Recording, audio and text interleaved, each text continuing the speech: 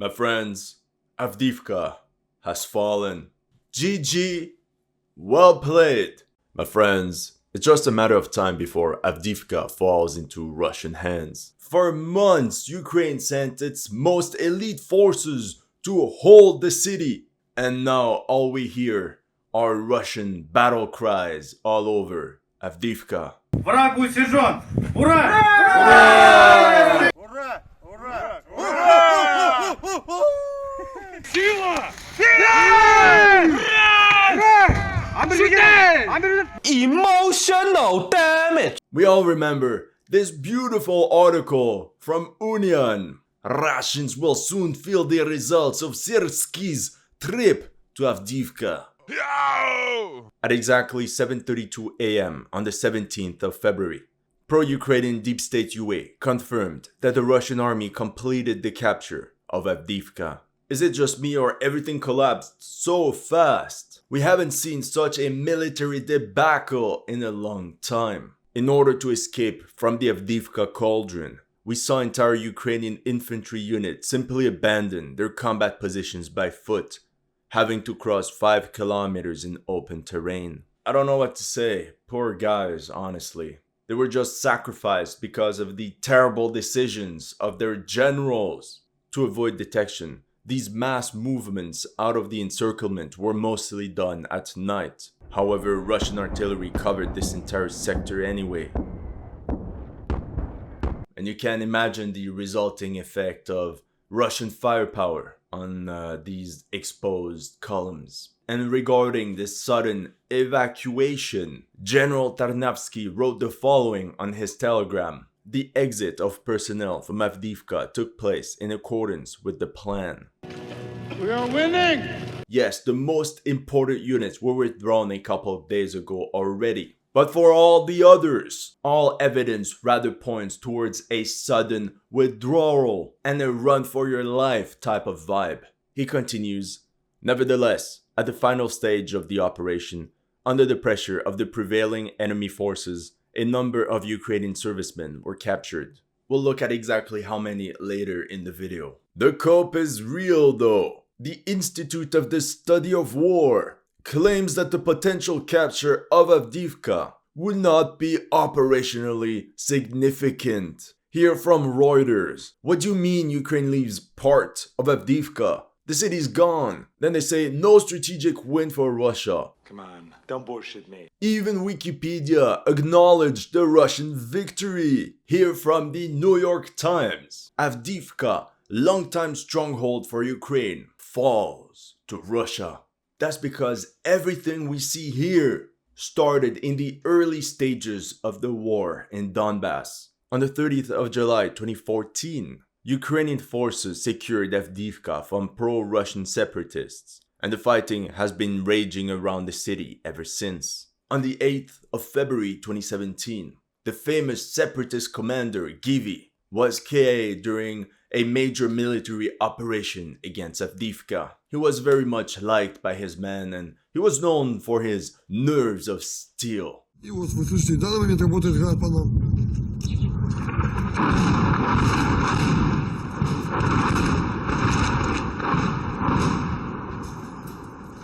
7 years after Givy fell on the battlefield, almost to the day, the Russian capture of Avdiivka symbolized the end of Ukrainian presence in the immediate vicinity of Donetsk, the separatist capital. History is watching. That's why the flag raising of former DPR militias on Avdiivka is so emblematic. We have the 1st Slavic Brigade celebrating their victory over the Zenit air defense base.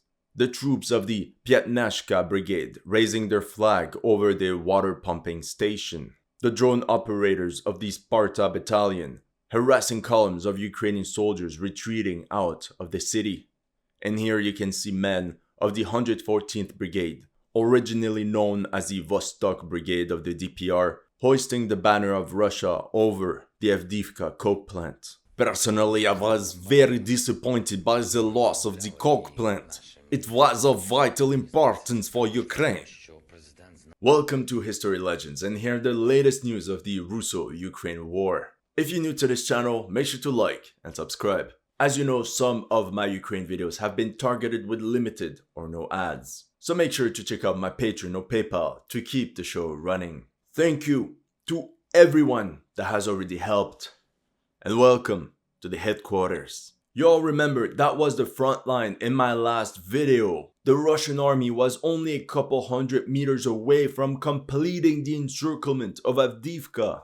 With Ukrainian formations melting away, hundreds of soldiers were still stuck in the basements. And that's when Russian aviation sped up the bombardment of the city, crushing the morale of its last defenders. It was reported that between the 15th and the 16th of February, 250 FAB-500 bombs were dropped on Avdiivka against the advancing Russian forces. The Ukrainian command quickly repatriated and towed all the heavy equipment they could towards the rear. We can believe Ukrainian mechanized formations were the first to evacuate from the city, like the 47th and 116th mechanized brigades. And this probably already started a couple days ago. They were the last ones that could retreat along what we call the road of life. Now that I think about it, we haven't seen the M2 Bradleys and Leopards in Avdiivka in a while. Meanwhile, feeling they were getting abandoned, the 1st infantry units also started abandoning their combat positions. Here you can see the fireworks Ukrainian soldiers saw in the distance as they left the city. The withdrawal was chaotic, to say the least. Amidst the Ukrainian shortage of ammunition, hundreds, thousands of ammo boxes were just left behind in the city. According to Russian reports, some captured Ukrainian soldiers claimed there was no order to leave. And they essentially learned about it when Syrskyi made his Facebook post. Can you imagine that? What a disaster! To make matters even worse, Russian Telegram reported that the Russian artillery mined the main axis of withdrawal of Ukrainian troops using their Zemlyi remote mine-laying systems. In other words, escape was only possible through the sacrifice of the first waves. I stumbled on images and videos on things I wish my eyes never saw.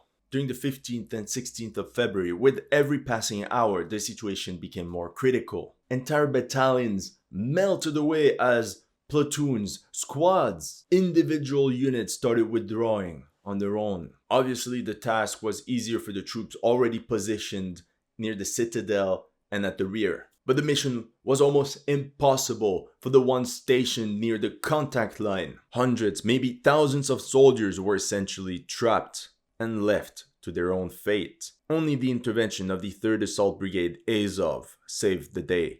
They regrouped the bulk of their forces in the Avdiivka coke plant, as you can see in this video of Azov soldiers in the basement of the Soviet-era factory, where they were essentially immune to Russian artillery shelling. According to this video, we see men of the Wolf platoon of the 2nd Battalion of the 3rd Assault Brigade Azov making a combat sortie. In this one, exiting from a BMP, it's an assault squad of the 3rd Company, 1st Battalion of Azov that stormed buildings occupied by the enemy. From the industrial area, they fought all along this direction to hold long enough for all the other units to withdraw. Without the sacrifice of Azov, we can say that a good 3,000 to 5,000 Ukrainian soldiers would have been trapped. An entire brigade gone. During these deadly firefights, this captain of an Azov company was captured near the train station. To keep it PG, let's just say that many Azov guys left the Avdiivka Discord server during their rescue mission. Here you can literally see them attack the enemy across this field and take up positions in this industrial sector. Some claim that the Azov brigade actually refused to carry out their combat orders, but all evidence shows the exact opposite. I wanted to show you this post, a tragic post. He has not seen life. He has only seen war. 20-year-old fighter Andrei Truhan was KIA while ensuring the withdrawal of troops from Avdiivka. Call sign Stitch, a brave fighter of the Paragon detachment. He defended our country from the age of 18. Andrei went through a lot of hard battles. Kiev, Bakhmut, Soledar. The last battle was in the hottest place, Avdiivka. Sincere condolences to the family. On top of the Azov brigade, This massive retreat was also covered by various units of Ukrainian special forces, just like in Bakhmut.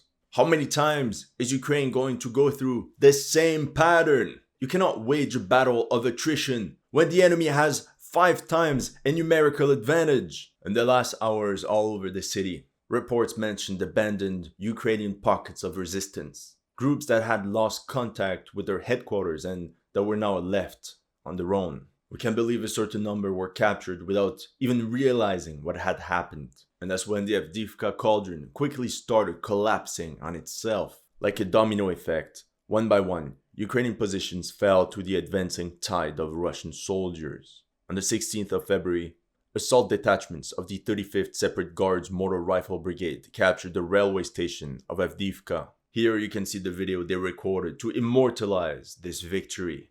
Где поднят российский флаг, там он опускаться не должен. Цитирую слова российского императора Николая I. Мы, военнослужащие 55-й отдельной гвардейской морской бригады Горной, чтим славные традиции наших отцов и предков. Освобождая Ясиноватовский район города Авдеевка, мы еще раз доказываем, что за правоту наших действий победа будет за нами, враг будет сожжен. Ура! Notice the flag on the left side. That's the regional flag of the Tuvan Autonomous Oblast in Siberia. Many of them are Buddhists, and in this picture you can see some of them celebrate what I think is the Mongolian Lunar New Year. Meanwhile, their comrades of the 55th Brigade raised their battle flags on a Soviet World War II memorial dedicated to the fallen soldiers of the 1943 Battle of Avdiivka. In the south, after capturing Zenit, DPR stormtroopers captured the highway overpass in the Cheburashka district. By the evening of February 16th, it became clear that the Ukrainians had organized a massive withdrawal towards the citadel, as you can see on this map by Deep State UA. At that point, the Ukrainian garrison had abandoned the bulk of their fighting positions. And it was reported that the total number of troops of the armed forces of Ukraine still in Avdiivka was estimated between 1,500 and 2,000 military personnel. I mean, imagine you're one of them. Fuck. You keep getting told that the enemy is suffering astronomical casualties, that victory is near, and then all of a sudden they say, GG, well played, everyone get out. The night of February 16th was their last chance to escape from the Avdiivka cauldron. As you can see on screen, the last Ukrainian units headed out in small groups across open terrain. For the most part, they had no other choice but to abandon their wounded comrades behind. A couple hours later, Deep State UA updated the map. Not only had Ukraine lost the citadel, but they had also lost the Avdiivka coke plant. How can we say that anything of this was planned? This was a rout. And of course, Russian troops did not wait too long to push forward. Into the breach! Here you can see Russian riflemen hoisting the white-blue-red flag over the coke plant that they tried to storm head-on in October 2023. In this one we learn that it's the 74th Guards Motor Rifle Brigade that captured the southern part of the sandstone quarry. Сегодня, 17 февраля 2024 года, штурмовиками разведывательного батальона 74-й гвардейской бригады был освобожден населенный пункт Авдеевка. Пользуясь случаем, хотим передать пламенный привет нашим землякам. Казань, Шира, Аргаск, Новосибирск, Омск, Черепаново, Татарстан, Казань, Ханты-Мансийск и Красноярск. Surprisingly, a lot of the Russian troops that stormed Avdiivka were from Siberia, just like during the Battle of Stalingrad. All over the city, Russian troops celebrated their victory after months of heavy fighting. Not gonna lie, I'm kinda disappointed we didn't get the infamous Fortnite dance from Bakhmut. Everywhere weapon depots were left as is, not even destroyed. Even in the headquarters they found all the documents about the various units defending the city. Yet, everything was planned. As of now, the total number of Ukrainian prisoners of war is unknown. The Russians went around the city with loudspeakers to get the last defenders out. We will get a final answer when the Russian troops are done combing through the city street by street. But here we have an early estimate. Allegedly, according to a Ukrainian deputy called Pyotr Derbal, the losses during the withdrawal amounted to 850 soldiers KIA or captured, and this included 350 wounded soldiers that were left behind during the evacuation. This victory was attributed to Russian Colonel General Mordvichev. Yes, the same that Ukraine claimed to have Ctrl-Alt-deleted on March 19th, 2022 near Mariupol. Anyway, after storming Mariupol, Mordvichev resurrected and came back to capture Avdiivka. In terms of casualties, for Russian losses, we have to look on Mediazona. We notice a sharp rise in early October, coinciding with the start of the offensive on Avdiivka. Let's just say the first few weeks were rough. Overall, from the 10th of October to the 14th of February, 6,154 Russian soldiers were KIA. If 60% of those were related to the Avdiivka sector, that's roughly 3,700 soldiers KIA. As for Ukrainian losses, the big question you're wondering at this point is, what now? There's still 70 kilometers to the Donetsk Oblast border. For the Russian army, the task is simple. Reorganize, keep momentum going, and push the front as far as possible. The first step could be to clear this Orlivka salient, push the front line a couple kilometers, and perhaps also deal with the salient between Pervomaivsky and Nevelsky. One obvious option would be for the Russians to continue their offensive along the Donetsk front and push towards Pokrovsk, which is essentially one of the largest logistical hubs for Ukraine. In other words, like an Amazon warehouse. However, notice that with Avdiivka secured, the Russian army could concentrate their forces in this sector and just push north along the H20 highway directly into the rear of Kramatorsk. This would cut the supply lines coming from Pokrovsk, but it could also easily be coupled with a simultaneous attack coming from the east in Bakhmut. Thus the Russians would take the city into a pincer. As for Ukraine, the mood is pretty gloomy. Morale is down. Abrams tanks were seen moving towards the front line, and infantry units are already digging in and preparing new defensive positions. Meanwhile, the Ukrainian Minister of Defense said that the lessons learned from Avdiivka are: 1. They need more air defense, 2. More artillery shells, and 3. More fortifications. Nothing was said about better tactical or operational skills, but by looking at this, it becomes clear that for 2024, Ukraine has not planned any offensive operations and will thus remain on strategic defense all along the front line. There were also rumors that General Syrskyi began complaining, just like Zaluzhny, about the lack of support for the army by the Ukrainian society, both in terms of economic output and manpower. That's all I have for you today. Let me know in the comment section what you thought of my analysis. If you're new to this channel, make sure to like and subscribe. And if you want to support my work, make sure to check out my Patreon or PayPal. The link is in the description below.